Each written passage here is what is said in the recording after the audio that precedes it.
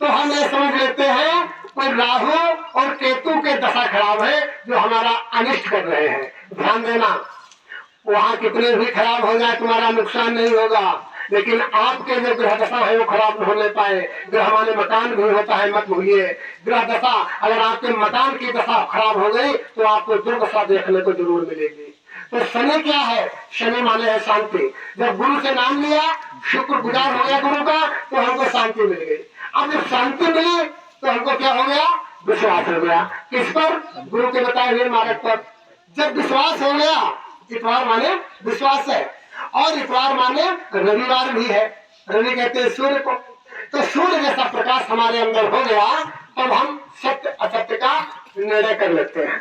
अगर इन 7 बारों को आपने समझ लिया, इन 7 दिनों को अगर आपने समझ लिया, तो मैं आपको यकीन दिलाता हूं, आपका जो मुख्य बार है, मुख्य बार है, वो बहुत बढ़िया होगा। 7 बार अगर आपने समझ लिए तो आपका जो 8वां बार है परिवार, वो परिवार आपका बहुत सुखद होगा, बहुत आनंदित होगा और बहुत मंगलमय होगा। मित्रों, ये सब बात रही, कुछ थोड़ी सूक्ष्म बात रही, कुछ झेली बात रही, कुछ मोटी बात रही, कुछ इधर की रही, कुछ उधर की रही। अब आपके हित की बात, आपके हित की बात क्या है? देखिए, कुछ सत्संग आत्म कल्याणकारी होते हैं, कुछ सत्संग मानव कल्याणकारी होते हैं। ध्यान देना, आत्मा का क्या कल्याण? जब आत्मा हवा उड़ा नहीं सकती, पानी डुबा नहीं सकती, अग्नि जला नहीं सकती, तो उसका तो कल्याण स्वाभाविक है, उसमें कुछ बिगाड़ होने वाला है ही नहीं। अब बात यहाँ पर है, हमारे पास लगभग 1 साल में 50-55 ऐसे लोग आए जिन्होंने कहा, गुरुदेव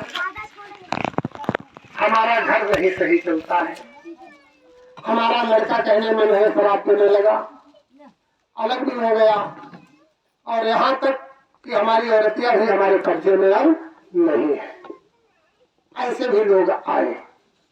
अब हम कितना भी सत्संग करें, मान लीजिए हमारी आंख में एक छोटा सा कण पड़ गया, छोटा सा कण, वो निकला नहीं, आंख ही सूज गई है।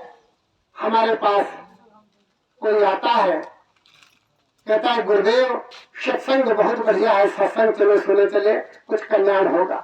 अब बताओ, हम सत्संग का कल्याण ले या हमारी आंखें जो फूटी जाती है, पहले हम डॉक्टर के पास जाएं। सबसे पहले हमें डॉक्टर के पास जाना होगा। सत्संग तो बहुत बात की बात है। अगर आंख में कुछ पड़ गया तो घर में लड़ाई हो रही है, मियां बीवी की, बेटा और बाप का मारपीट हो रही है, क्या सत्संग अच्छा लगेगा? सत्संग की बात वहां अच्छी लगेगी? बात तो बिल्कुल जायज है, राम का नाम सत्य है, अगर आप सत्य बोलोगे तो आपकी मुक्ति हो जाएगी, इसको कोई काटने वाला नहीं है। लेकिन ध्यान देना, जिसके घर में शादी हो वहां आप खड़े हो जाएं, बराती भी हो जराती भी हो, बात आप बहुत जायज कह रहे हैं और सत्य भी है, परम सत्य है, आप कहने लगे राम नाम सत्य है, सत्य बोले मुक्ति है, क्या होगा? होगा क्या? अगर आप बरात में है तो जो होगा आप सब लोग समझ गए होंगे। बात तो सही है भैया। इस समाज में कबीर ने एक और इशारा किया है, जरा सोच के रहना, समझ के रहना। चांद कहा है जीव से, ये चांद जो है जीव से कह रही है, ज्यादा सोचन बोल, तू ही घुस गई है, तू ही घुस गई है मुंह के अंदर, हमका दे है तोड़। जवान ने कोई गलत कही तो भरा भर उसकी चांद पड़ी। ठीक इसी तरह से शब्द तो बहुत बढ़िया है, राम नाम सत्य है, लेकिन समझ के रहना, आपको बोलना कहाँ है ये आपको विवेक तय करता है। अब आपकी शादी हुई, लड़ाई हो रही है, काहे का खाना, काहे का पीना, काहे का सत्संग, काहे का गुरु, सब गड़बड़ हो गया। आते हैं तो ऊपर मन से मन वहां लगा, हम लड़के आए हैं औरतिया से, उसने खाना भी नहीं बनाया। आखिर क्या कारण है? आप लोग करते क्या है, इस पर ध्यान देना। महापुरुषों की बताई हुई बात को आप स्वीकार नहीं करते हैं, क्योंकि आप ये कहते हैं हमसे बड़ा कोई ज्ञानी नहीं है, कोई बड़ा ज्ञानी नहीं है। कबीर ने कहा, अरे आप लोग क्या, हमने भी यही सोचा कि हमारी बात को कोई मानेगा। उन्होंने गांव गिरवान समाज में अपनी बात को कही, लेकिन गांव के लोगों ने जब नहीं माने तो कहा न मानिए, हम विदेशों में अपनी बात कहेंगे। तो कबीर साहब बाहर चले गए, लेकिन वहां भी उनकी बात को सुनने वाला कोई नहीं मिला। उनको साखी में लिखना पड़ा, देश विदेशों हो फिरा, शिष्य न मिलिया कोई। क्या कहते हैं, मैं देश विदेश में गया लेकिन कोई शिष्य नहीं मिला। जो मिलिया सो गुरु मिलिया, जो मिलिया सो गुरु मिलिया। ज्ञान कहाँ से हुए? मैं जो ज्ञान देना चाहता हूँ मैं किसको दूं? जो मिला वो हमको तो गुरु मिला। फिर उन्होंने अपनी बात को उल्टा किया। क्या कहा कि इसके मतलब ये नहीं है कि हम किसी के गुरु नहीं हैं, जरूर है, लेकिन किसके गुरु हैं और कौन हमारा गुरु है? हमारे गुरु हैं और हम भी किसी के गुरु हैं। ये कबीर साहब कह रहे हैं। क्या कह रहे हैं? कबीर साहब ने कहा, ज्ञानी के हम गुरु कहावे। ध्यान देना, उन्होंने कहा कि जितने ज्ञानी हैं वो हमको गुरु मानते हैं, हम उनके गुरु हैं। ज्ञानी के हम गुरु कहावे, अज्ञानी के दास। जितने अज्ञानी हैं वो हमारे गुरु हैं, हम उनके चेला हैं। फिर एक ने प्रश्न किया, महाराज ज्ञानी और अज्ञानी में कुछ झंझट होता होगा, तब आप यहाँ क्या करेंगे? तब उन्होंने क्या कहा, ज्ञानी के हम गुरु कहावे, अज्ञानी के दास। और जहाँ पर देखे लट्ठे में लट्ठा पहने छोले घास। हमें इस पर पंच में मत डालना, हमको कुछ नहीं आता जाता। तो बात यह है कि आप देखिए, सुनैना ने सीता जी से क्या कहा था? यही तो कहा था कि बेटिया आप कह जाएंगी ससुराल, गिल्ला ना आवे, सिकवा ना आवे कोई हमारे यहाँ, करना क्या होगा? तो सुनैना क्या कहती है, सास ससुर की सेवा करो। बिटिया जाना तो सास ससुर की सेवा करना पहला काम, और दूसरा काम है पति रुख देख शरान करो, अपने पति का रुख देख करके काम करना। क्या यह चौपाई किसी माता ने अपनी बिटिया को बताया? नहीं बताया। बताया क्या? देखिए, गम मत खाना। अगर गम खाओगी ना तो तुमको लोग दवा लेंगे, वहां के लोग। पहले खूब फौरेब करना।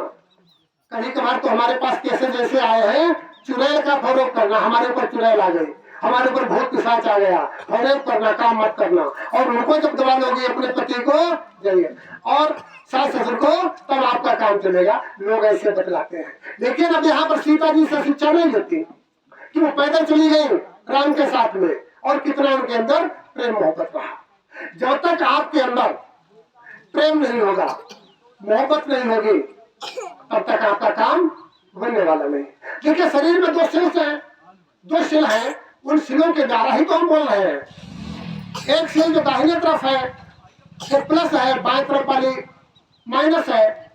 माइनस प्लस से जो सिस्टम बनता है वही सिस्टम तो माइक से बना है। इसमें भी दो तार है इसके अंदर, एक ठंडा होगा, एक गर्म होगा, एक लाल होगा, वो होगा ठंडा है गर्म। लेकिन इसी तरह से अगर घर में देखे तो एक औरत है, एक पुरुष है। पुरुष गर्म दल का नेता है, औरत ठंडे दल की नेता है।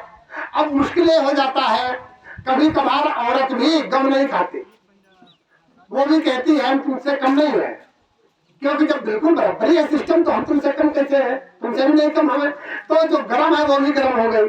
पुरुष पहले से गर्म था, गरम गरम जब एक में लड़ जाएंगे तो आप जल जाएगा, आग लग जाएगी।